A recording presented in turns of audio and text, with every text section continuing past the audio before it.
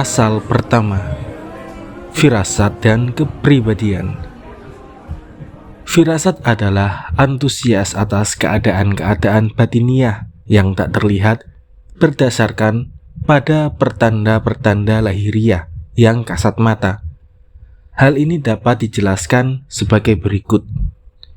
Mizaj atau kepribadian bisa berupa jiwa, bisa juga berupa sarana jiwa dalam berbagai aktivitasnya, aktivitas mental.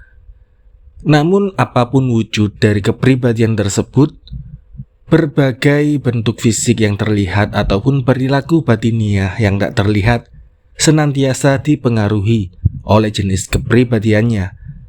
Bila konsepsi ini benar, analisis atas keadaan-keadaan batiniah yang tak terlihat berdasarkan pertanda-pertanda lahiriah yang terlihat atau kasat mata tadi sudah sejalan dengan konsep sebab akibat atau kausalitas yang menegaskan bahwa terjadinya suatu keadaan akan menyebabkan timbulnya keadaan yang lain. Jadi tak diragukan bahwa teori atau konsep ini valid. Pasal kedua, keutamaan ilmu firasat. Dalil-dalil tentang keutamaan ilmu firasat dapat kita temukan di dalam Al-Quran, Sunnah, dan logika. Dalil-dalil dari Al-Quran antara lain sebagai berikut. 1. Firman Allah, sungguh pada yang demikian itu benar-benar terdapat tanda-tanda kekuasaan Allah bagi orang-orang yang memperhatikan tanda-tanda. Al-Mutawassimun, Quran Surat Al-Hijr ayat 75.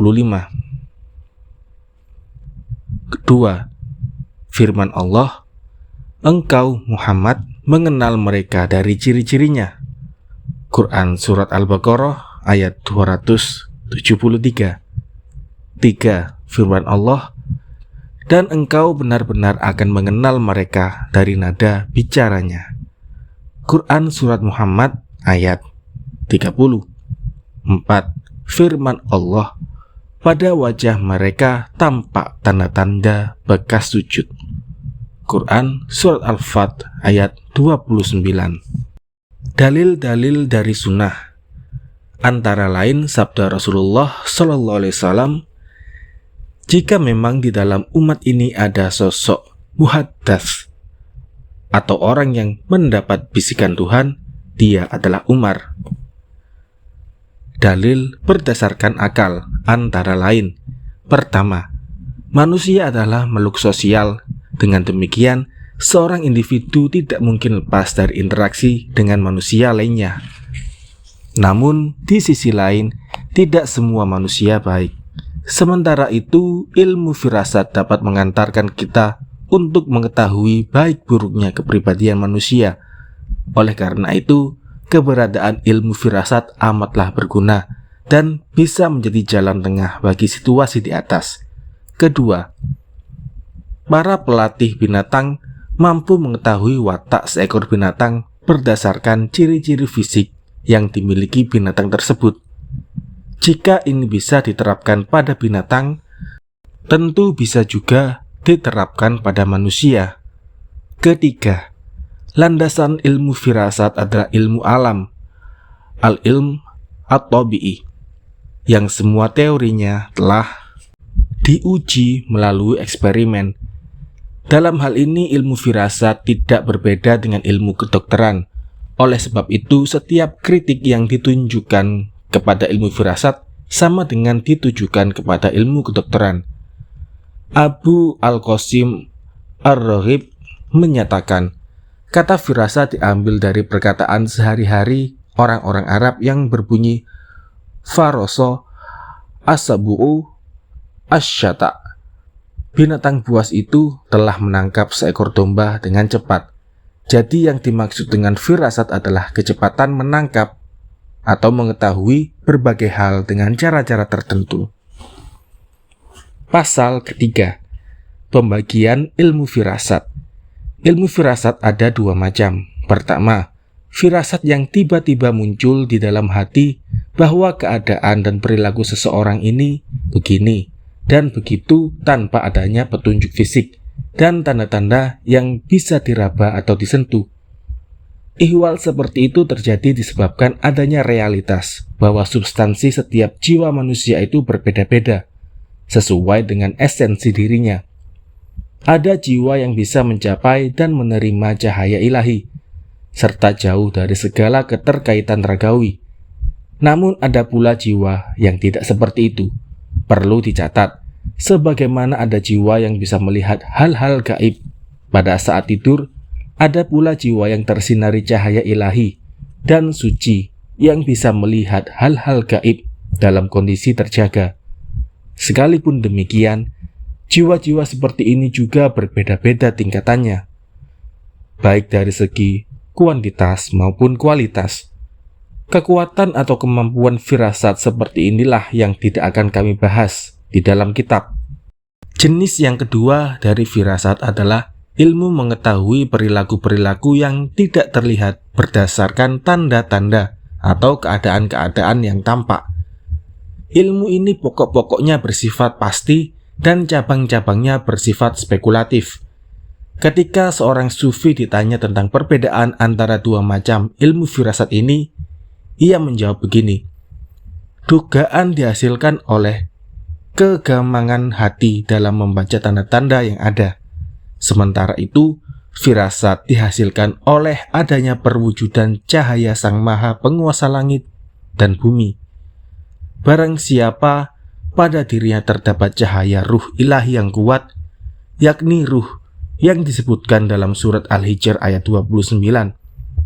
Dan aku telah meniupkan roh ciptaanku ke dalamnya, firasat pada orang tersebut akan kuat.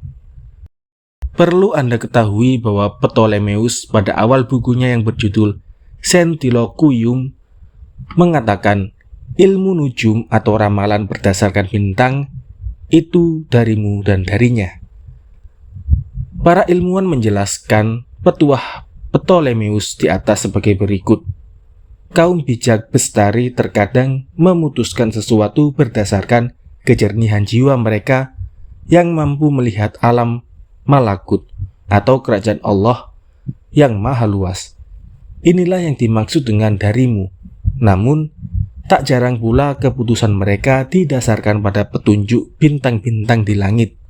Inilah yang dimaksud dengan darinya. Demikian pula halnya dengan para pemilik kemampuan berfirasat. Terkadang mereka memutuskan sesuatu hanya berdasarkan pada kekuatan jiwa mereka yang suci. Tetapi para nabi dan wali-wali besar, terkadang pula keputusan mereka diambil berdasarkan kondisi lahiriah yang terindra. Inilah jenis ilmu firasat yang bisa diajarkan dan dipelajari. Pasal keempat, metode penarikan kesimpulan dalam ilmu firasat. Perlu Anda ketahui bahwa mengambil kesimpulan atas sesuatu bisa didasarkan pada sebab atau kausa, akibat atau efek, atau pada akibat dari sebab. Yang terakhir inilah yang disebut dengan istilah mengambil kesimpulan atas satu akibat dengan akibat lainnya ketika keduanya adalah akibat dari sebab yang sama. Jadi seperti itu pula teori-teori yang digunakan untuk membaca watak seseorang. Kadang membaca watak dapat berdasarkan sebab yang membuat watak itu terbentuk, yaitu postur atau bentuk fisik. Dapat juga berdasarkan akibat dan pengaruh dari watak tersebut, yaitu tindakan-tindakan yang sering dilakukan oleh seseorang, atau berdasarkan berbagai keadaan yang dipengaruhi oleh watak naluriah seorang sebagai manusia. Mengambil kesimpulan dari sebab.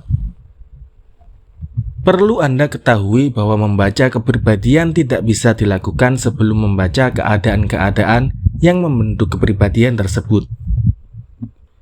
Selain itu, tubuh manusia merupakan sesuatu yang diciptakan, sementara segala sesuatu yang diciptakan harus memiliki 4 sebab, yaitu kausa materialis atau bahan, kausa formalis atau bentuk, kausa efisien atau karya, dan kausa finalis atau tujuan. Materi yang paling mudah dipahami dari tubuh manusia adalah anggota tubuh dan roh. Sedangkan yang paling sulit adalah 4 cairan tubuh: empedu hitam, empedu kuning, lendir, dan darah. Dan yang lebih sulit lagi adalah elemen-elemen tubuh. Adapun bentuk yang terlihat dari tubuh manusia adalah postur-postur anggota tubuh dan kemampuan-kemampuannya.